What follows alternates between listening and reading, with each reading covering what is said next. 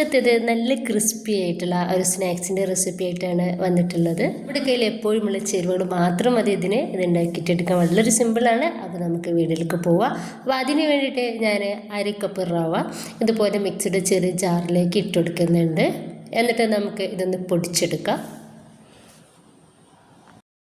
ഇപ്പോൾ ഈ റവ നന്നായിട്ട് പൊടിച്ചെടുത്തിട്ടുണ്ട്. അത് നമുക്കൊരു ബൗളിലേക്ക് മാറ്റി കൊടുക്കാം. ഇനിയിപ്പോൾ ഞാൻ ഒരു 4-5 വെളുത്തുള്ളിയുടെ എടുത്തിട്ടുണ്ട്. അതൊന്ന് ചെറുതാക്കിയിട്ട് കട്ടാക്കി എടുക്കുന്നുണ്ട്.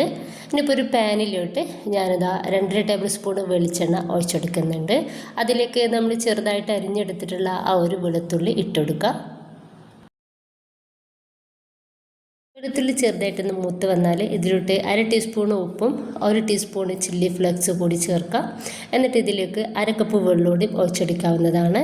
ഇനിയിപ്പോൾ ഇത് നന്നായിട്ട് നമുക്കൊന്ന് തിളപ്പിച്ചിട്ടെടുക്കാം. വെള്ളം നന്നായിട്ട് തിളച്ച് ആ ഒരു ടൈമിൽ നമ്മൾ പൊടിച്ച് വെച്ചിട്ടുള്ള റവ ഇതിലേക്ക് ചേർക്കുക. 1/2 കപ്പ് റവയിലേക്ക് നമ്മൾ എടുത്തിട്ടുള്ളത് 1/2 കപ്പ് വെള്ളമാണ്. ഇനിയിപ്പോൾ ഇത് നന്നായിട്ടൊന്ന് മിക്സ് ആക്കിയിട്ട് ഈ റവ നമുക്ക് ഒന്ന് വേവാക്കിയെടുക്കാം.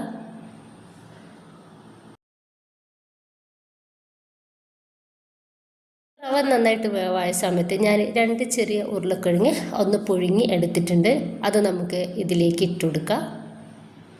ഉപ്പ് ചേർത്തിട്ട് പുഴുങ്ങിയെടുത്തിട്ടുള്ളതാണ്. ഇനി രണ്ടും കൂടി നന്നായിട്ടൊന്ന് മിക്സ് ആക്കി എടുക്കാം.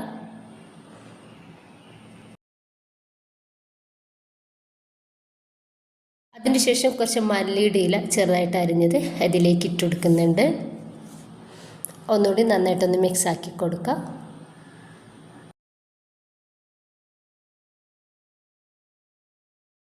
നമുക്കിത് ചെറുതായിട്ടൊന്ന് ചൂടാറാൻ വേണ്ടിയിട്ട് മാറ്റി വെക്കാം. ഇപ്പോൾ ഇതൊന്ന് ചെറുതായിട്ട് ചൂടാറിയിട്ട് കിട്ടിയിട്ടുണ്ട്. ഈ ഒരു സമയത്ത് നമ്മളിതിലേക്ക് കോൺഫ്ലവറാണ് ചേർത്ത് കൊടുക്കുന്നത്. ഒരു 1/4 കപ്പ് കോൺഫ്ലവർ ഇതിലേക്ക് ചേർക്കുന്നുണ്ട്. ശേഷം നമുക്കിതെല്ലാം കൂടി കൈ വെച്ചിട്ട് ഒന്ന് കുഴച്ചെടുക്കാം.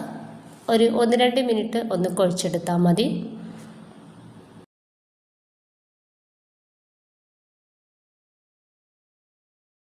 ഇത് നന്നായിട്ടൊന്ന് കുഴച്ചെടുത്തിട്ടുണ്ട്. ഇനി നമുക്കിത് കൗണ്ടർ ടോപ്പിലേക്ക് ഇട്ട് കൊടുക്കാം. അതിനുശേഷം നമുക്കിതൊന്ന് പരത്തിയെടുക്കണം.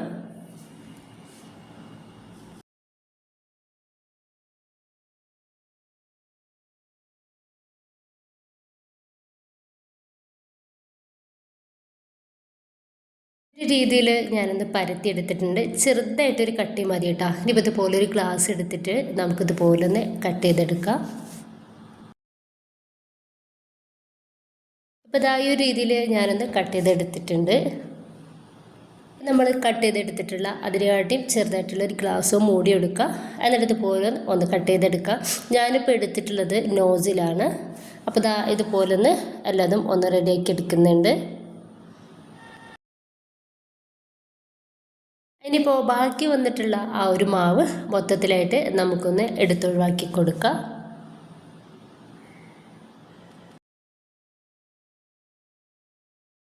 അതിനുശേഷം നന്നായിട്ട് തിളച്ചിട്ടുള്ള എണ്ണയിലേക്ക് നമുക്കിതിൽ നിന്നും ഓരോന്നെടുത്തിട്ട് ഒന്ന് ഫ്രൈ ചെയ്തെടുക്കാം. നമ്മൾ മീഡിയം ടു ഹൈ ഫ്ലെയിമിൽ വിട്ടിട്ട് വേണം ഇതൊന്ന് റെഡിയാക്കി എടുക്കാൻ വേണ്ടിയിട്ട്. വേഗത്തിൽ തന്നെ നമുക്ക് ഇതൊന്ന് റെഡിയായിട്ട് കിട്ടിക്കോളും.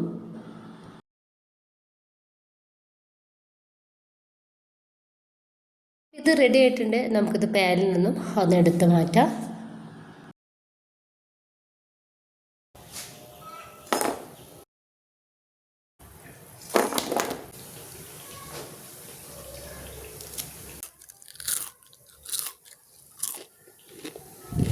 നല്ല ക്രിസ്പി ആയിട്ടുള്ള ഒരു സ്നാക്സാണിത്. എല്ലാവർക്കും ഇഷ്ടമാവുന്ന നല്ല അടിപൊളി ടേസ്റ്റാണ് ഇതിന്. അപ്പോൾ എല്ലാവരും ഒന്ന് ഉണ്ടാക്കി നോക്കുക. നമ്മുടെ കേരള ചേരുവകൾ മാത്രം മതി ഇതിന്. ഇഷ്ടമായിട്ട് നിങ്ങളുടെ എല്ലാ സപ്പോർട്ടും ഉണ്ടാവുക ഇൻഷാ അല്ലാഹ്. ഓക്കെ.